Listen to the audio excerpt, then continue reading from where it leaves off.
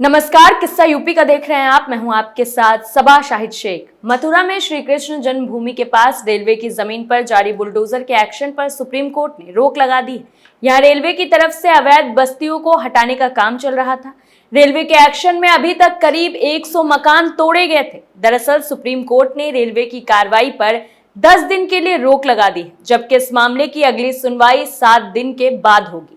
आखिर supreme court ने इस कार्रवाई पर क्यों रोक लगाई, इसी पर चर्चा के लिए हमारे साथ मौजूद है कैपिटल टीवी के एग्जीक्यूटिव एडिटर राजीव जी। राजीव जी, बहुत बहुत स्वागत है आपका। धन्यवाद। सुप्रीम कोर्ट ने आखिर क्यों रोक लगाई?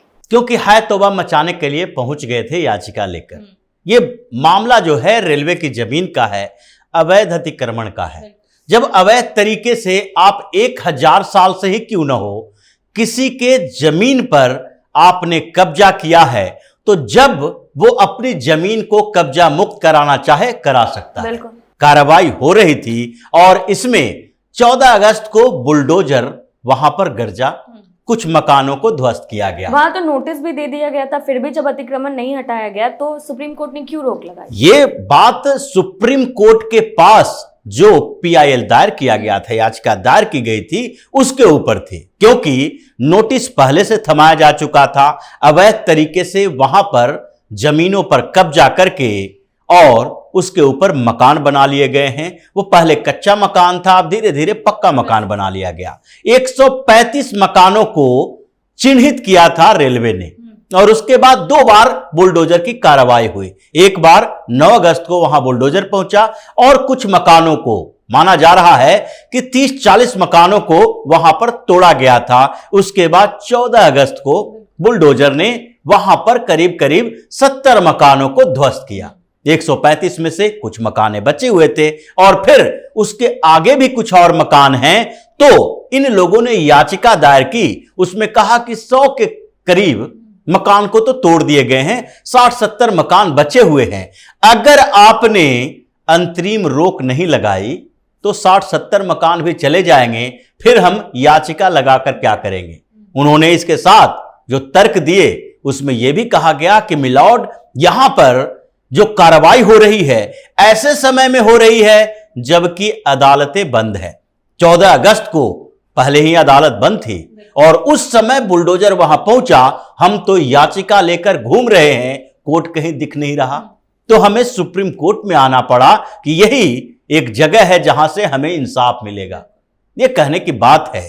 जिस तरीके से सुप्रीम कोर्ट ने यह फैसला सुनाया है वो एक नजीर बन चुका है अलग अलग जगहों पर अतिक्रमण करने वाले लोगों के लिए, कि अगर कहीं भी समस्या आती है सरकार से, अगर कहीं भी हमारे अवैध तरीकों से सरकार को परेशानी है और उस पर कार्रवाई हो रही है जिससे सुरक्षा चाहिए, तो सुप्रीम कोर्ट पहुंच जाओ। देहरादून में क्या हुआ था, कुछ समय पहले देहरादून में भी रेलवे ने नोटिस जारी की थी, अवैध कॉलोनियों को हटाने के लिए अभियान चलाने की बात कही थी।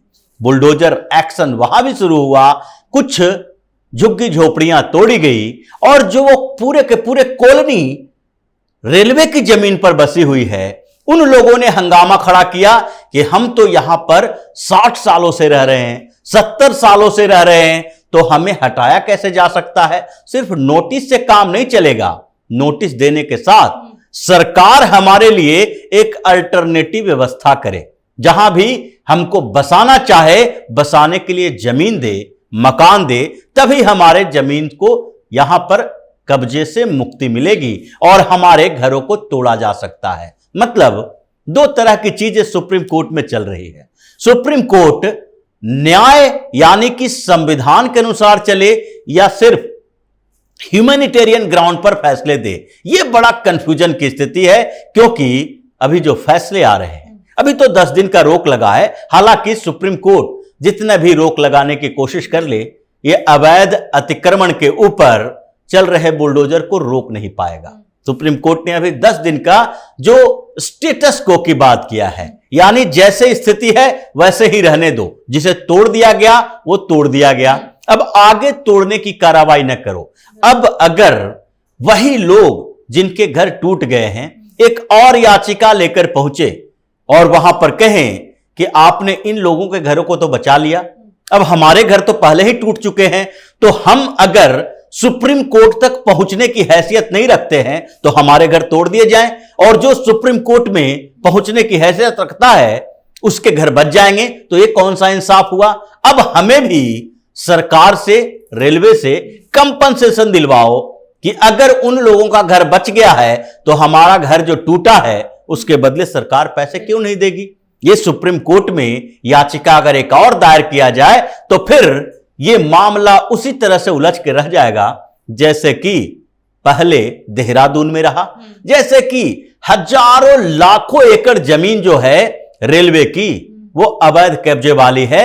जितने भी बड़े बड़े शहरों में झुग्गियां हैं उसमें से कई जगह झुग्गियां रेलवे की जमीन पर बनी हुई है। दिल्ली में भी आईपी एक्सटेंशन के पास रेलवे की जमीन पर झुग्गी बनी हुई है, और कई जगह पर जहां रेलवे की जमीन, चूंकि रेलवे ज्यादा जमीन एक्वायर करती है और उसके आसपास में ठीक ठाक जमीन होती है ताकि आगे ट्रैक का विस्तार हो, 3 लाइन 4 लाइन बनाया जाए, और उसके बाद आसपास में कॉलोनी, रेलवे की कॉलोनी स्टाफ के लिए क्वार्टर की जरूरत होती है। इसके लिए रेलवे हमेशा हाईवे प्रोजेक्ट या फिर एनएच का कोई भी प्रोजेक्ट होता है रोड का, उससे कई गुना ज्यादा जमीन एक्वायर करती रही है। इसीलिए सबसे ज्यादा अगर किसी भी सेक्टर में, गवर्नमेंट के किसी सेक्टर के पास जमीन है, प्रॉपर्टी है, तो वो है रेलवे। इसलिए ज्यादातर झुग्गियां रेलवे में ही, रेलवे की जमीन पर बनी हुई है।